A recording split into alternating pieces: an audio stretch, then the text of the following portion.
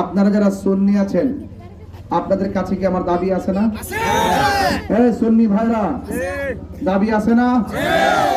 আমি যখন মাহফিল করতে গেছি হাজার হাজার লোক, আপনারা আমার ওয়াজ শুনছেন না?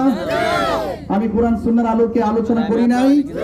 এবং এই দেশে যখন কেউ ওলি আল্লাহর বিরুদ্ধে কথা বলে, নবীর বিরুদ্ধে কেউ কথা বলে, কোরআনের বিরুদ্ধে কেউ কথা বলে, রাজ সার্বভৌমত্বের বিরুদ্ধে কথা বলে, আমি কি রাজপথে প্রতিবাদ করি নাই?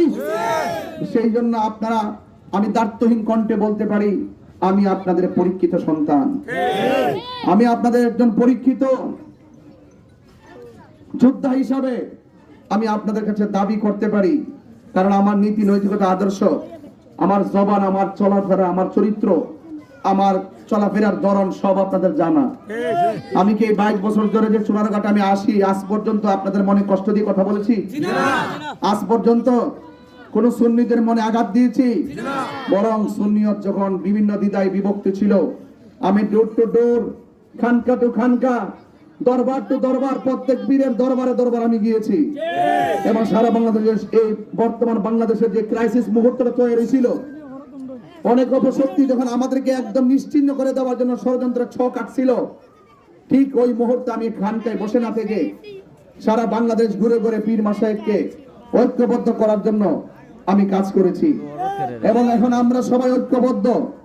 সুন্নি জামাত কি ঐক্যবদ্ধ নাকি বিচ্ছিন্ন? তো ঐক্যবদ্ধ সময় যখন আমি আপনাদের কাছে এসেছি, আমি বিশ্বাস করি কোন সুন্নি আমাকে ফিরিয়ে দিবে না। সুন্নি ভাইদেরকে বলবো, আপনারা অনেক রাজনীতি করেছেন, আপনারা অনেককে আপনারা বিগত দিনে ভোট দিয়েছেন, আপনারা অনেককে ভোট দিয়েছেন। আপনারা বলুন, যেহেতু এই আসনে আমাদের সুন্নিয়তের একজন প্রার্থী আছে, মোমবাতি প্রতীক নিয়ে আসছে, অন্তত সুন্নিয়তের এই ক্রাইসিস মুহূর্তটা যদি আপনারা মনে না রাখেন, তাহলে আগামীর দিন কি ভালো হবে? আগামীর দিন কি ভালো হবে? এই জন্য সুন্নিদেরকে বলবো, সুন্নি ভাইদেরকে বলবো, ব্যবসায়ীদেরকে বলবো, পীর মাশায়েখদেরকে বলবো, সিদ্ধান্ত নিতে ভুল করবেন না। 12 তারিখ নির্বাচন হবে, 13 তারিখ থেকে আমার মাহফিল শুরু। 12 তারিখ নির্বাচন হবে, 13 তারিখ থেকে আমার মাহফিল শুরু।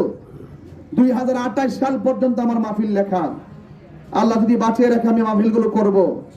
আমি যেই মাঠ থেকে এসেছি আমি সেই মাঠে চলে যাব। কিন্তু আপনাদেরকে আমার অনুরোধ রইল, অন্তত পক্ষে আপনাদের কাছে অনুরোধ থাকবে, আমার কেউ খালি ফিরিয়ে দিবেন না।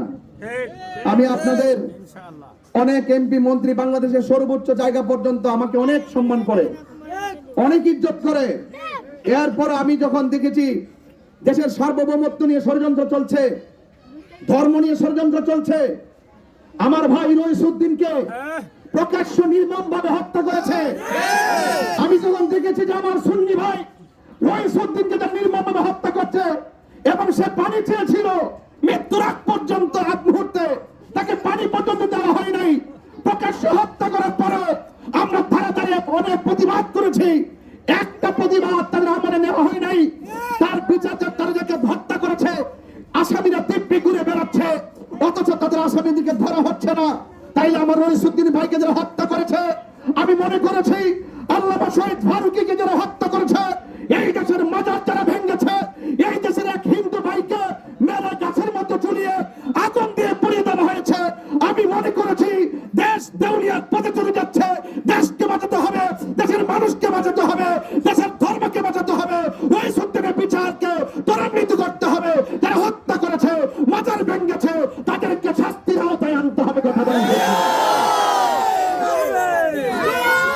আমি পরিষ্কার ভাষায় আবারও বলতে চাই, এই দেশের মানুষ শান্তি চায়। এই দেশের মানুষ কি চায়? এই দেশের মানুষ শান্তি চায়। আমি মনে করি যারা রাজনীতি করছে তারা একতরফা রাজনীতি করছে।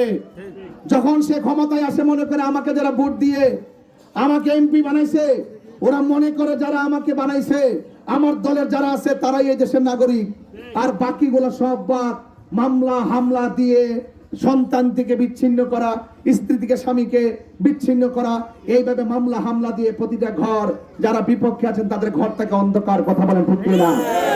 আমি কনসেপ্ট ক্লিয়ার করে দিচ্ছি, আমার রাজনীতি দর্শন ক্লিয়ার করে দিচ্ছি। এতক্ষণ সুন্নি ভাইদেরকে নিয়ে বলছি যেন সিদ্ধান্ত ভুল না করে, এই সময় বারবার আসবে না, কথা বলেন ঠিক না বেঠে? এক থাকবেন। 2 নম্বর হলো, এই দেশে অন্য ধর্মের মানুষ বসবাস করে, করে কি করে না? তাদের নিরাপত্তার দরকার আছে না নাই? তাদের শান্তির দরকার আছে না নাই? আমি তাদের ওই সনাতন ধর্ম থেকে শুরু করে অন্য ধর্মাবলম্বী যারা মানুষ রয়েছেন তাদের শান্তির জন্য আমি কাজ করব। আর 3টা কাজকে আমি নিজের হৃদয়ে ধারণ করেছি। একটি হলো শিক্ষা, আরেকটি হলো স্বাস্থ্য চিকিৎসা, আরেকটা হলো অবকাঠামো উন্নয়ন। শিক্ষা প্রতিষ্ঠান থেকে শুরু করে